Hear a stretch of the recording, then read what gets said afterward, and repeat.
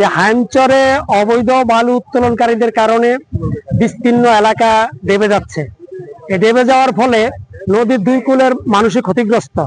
আমাদের এখনকার দাবি হলো অবৈধভাবে যারা বালু উত্তোলন করছে তাদের গ্রেপ্তার এবং বিচার, এবং নদী ভাঙ্গন প্রতিরোধের যে কাজ ইতিমধ্যে হয়েছে সেই কাজগুলি যে দুর্নীতি, সেই দুর্নীতির শ্বেতপত্র প্রকাশ, দুর্নীতিবাদের গ্রেপ্তার এবং বিচার করে এই ক্ষতিগ্রস্ত এলাকাগুলি পূর্ণভাবে সংস্কার করার জোর দাবি জানিয়ে এখন কিছু দুষ্কৃতিকারী আমাদের এই হাইমচরে অবৈধভাবে বালু উত্তোলন করার কারণে আমাদের এই বাঁধ, শক্ত বাঁধ দিন দিন বিলীন হয়ে যাচ্ছে।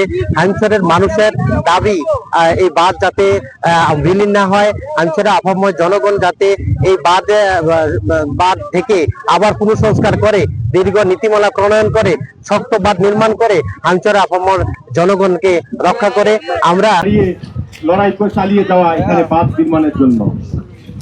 এই জনগণের লড়াইয়ের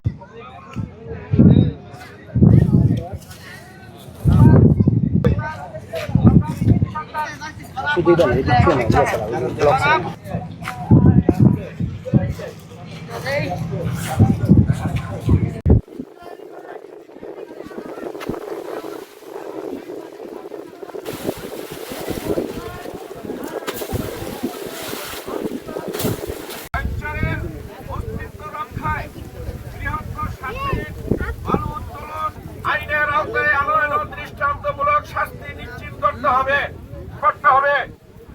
হাইমচরের অবশিষ্ট ভূখণ্ড সুরক্ষায় নদীর অনেক গুণীজন লড়ছেন। সংক্ষেপে বক্তব্য রেখে আমরা এই রৌদ্রের প্রখর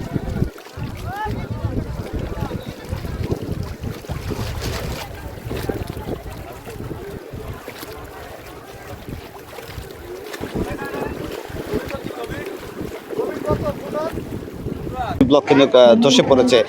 তার কিছুটা যে ক্ষতিগ্রস্ত স্থানে কিন্তু এখন যে পানি